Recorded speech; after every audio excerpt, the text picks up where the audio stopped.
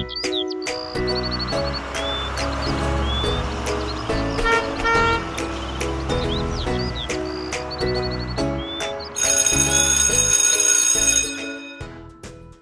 learners, I am teacher Veron, welcoming you to another exciting lesson that aims to flourish your practical skills here in EPP Field 6.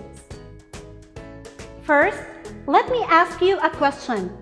Do you remember having broken or damaged furniture at your home? Have you ever thought of fixing it but don't know how? For today's lesson, we will tackle about the repair or fixing of simple gadgets, furniture, furnishing at home and in school, where you will learn to identify the process on how to repair or fix broken furniture like chairs, cabinets, drawers, extension cords, and round nail plug. And assess repaired gadgets, furniture, furnishings as to its reusability and functionality using rubrics. Sounds complicated? Do not worry, because these things will be discussed step by step, as knowing how to fix simple damage in furniture is a basic skill a person should know. Learning how to do this will not only make you a valuable family member, but will also help in saving money from hiring a maintenance person or even earn money as a sideline job. Now, how cool is that? Let's start with the process of changing a male round plug. First, cut the old plug out of the cable. Second, remove the cardboard cover of the new plug and run the end of the cord through the plug opening. Third, split the end of the cord in order to isolate the two wires. Split wires should be about 5 cm long.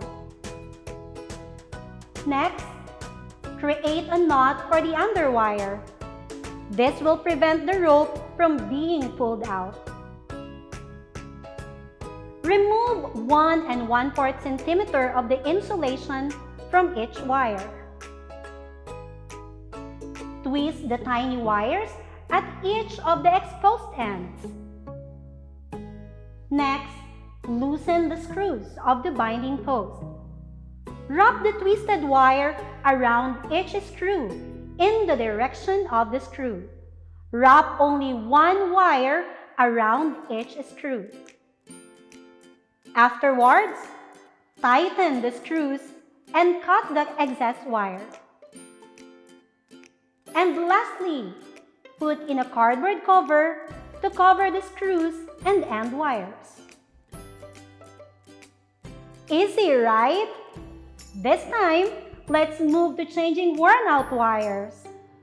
First and foremost, remove the plug of the appliance out of the electrical outlet or socket. Next, cut out the worn-out part and scrape the outer covering of both ends by 1/2 inch. Then, connect the two lines. Do this by twisting them together. Lastly, put the electrical tape to cover the wires. Now, here are some safety tips to consider when working with electrical gadgets.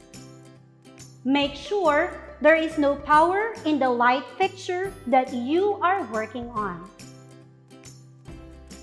Use wooden or fiberglass ladders. Aluminum and metal ladders might conduct electricity. Use tools with insulated handles. Use the proper wattage for your lamp or light fixture. A bulb with very high wattage may overheat. Don't touch metal pipes while you are doing electrical repairs. Wear rubber-soled shoes or stand on a dry rubber mat or wooden boards if the floor is wet. Don't forget to always consider those safety tips whenever you are working with electrical gadgets. Now, under repairing furniture and furnishings, here are other basic furniture repairs that can be undertaken at home and in school. First, loosening sticking drawers or cabinets.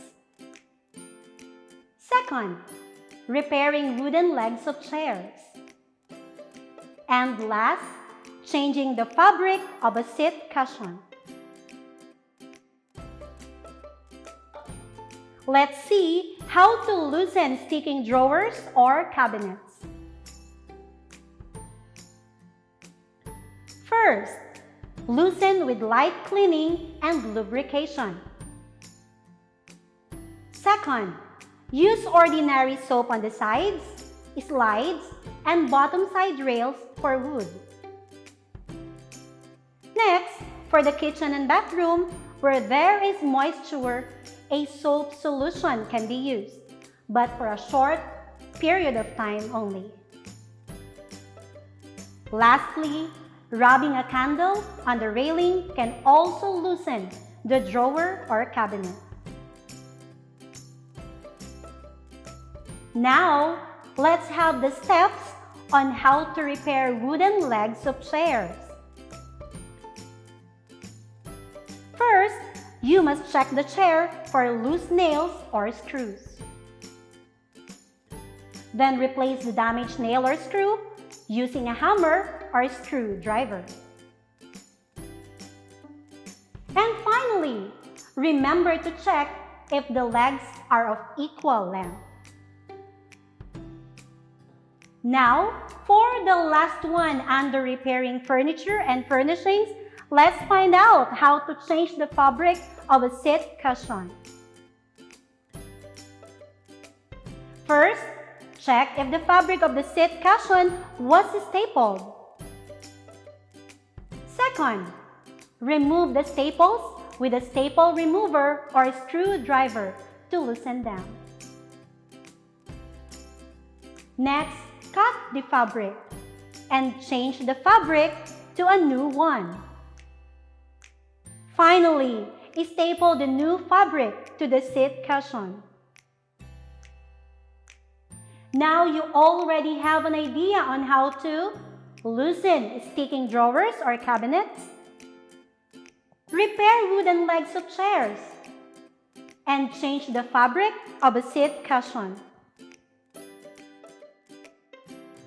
Now let's move to assessing repaired furniture and furnishing, because furniture must be checked and assessed always.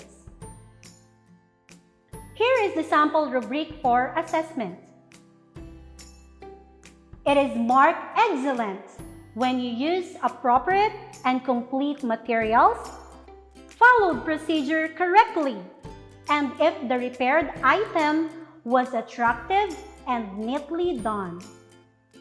It is considered good if you used appropriate materials but lost one item, if one step in the procedure was not applied correctly, and the repaired item was attractive but not neatly done. And lastly, fair, when inappropriate materials are used, two steps were not applied correctly, and the repaired item was not attractive and not neatly done.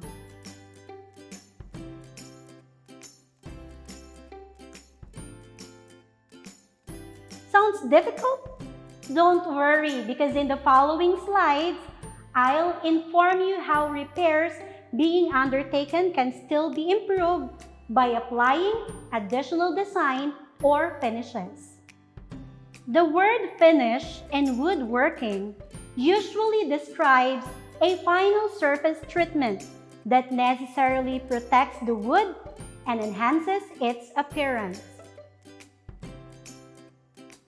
The following are the functions of finishing.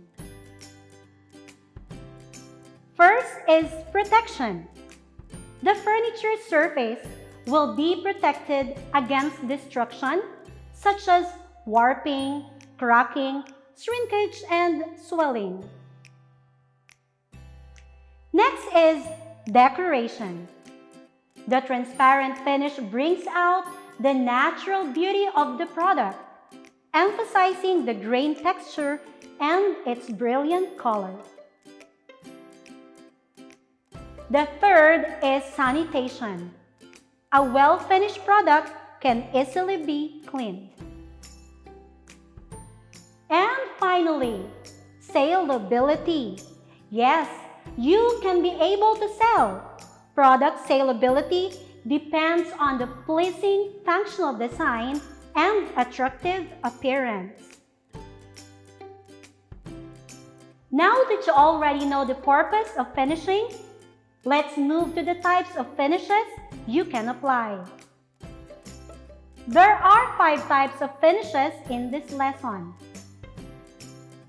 Oil finishes, varnish, shellac, lacquer, and water-based finishes. Oil finishes are easy to apply.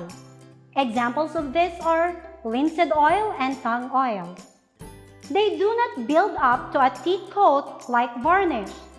Thus, it provides less protection for the finished product.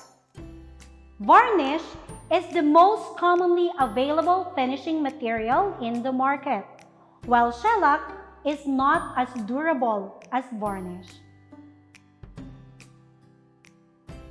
If you're looking for a quick dry finish, you might want to consider lacquer. Lacquer is used most often in furniture industries because of its fast drying properties, while water-based finishes, on the other hand, are basically latex paint without a pigment. You might wonder how to apply these finishes, so here are the ways. You can apply them using 1. The brush method. It is applied with brush rather than with rags. Next is the spray method, which uses spray gun in painting. The third is deep coating. It is good for dipping wooden chairs' legs. And lastly, roller coating. This method is suited for applying undercoat. That's all for today's lesson. I hope you learned well about the importance of repairing simple gadgets, furniture, and furnishing, how to change round nail plug and worn-out wires, safety tips to consider when working with electrical gadgets, repairing furniture and furnishings, such as loosening sticky drawers or cabinets, repairing wooden legs of chairs, and changing the fabric seat of a cushion, assessing repaired furniture and furnishing using rubrics, and functions of furniture furnishes, its types, and ways to apply it. Now that you already know how to fix and repair furniture, here is the activity that you should perform. Repair or fix a broken furniture at home. Then, identify the process that you followed in order to fix it. Don't forget to use the rubric for assessing your repaired material or furniture. Are you excited to perform the activity? Very good! Through applying what you have learned today, no doubt that not only can you be a valuable member of the family, but with this skill, you can save and even earn money. Thank you, learners! Once again, I am teacher Veronica H. Madrigal, hoping that you put your learnings into application. See you again next time. Goodbye!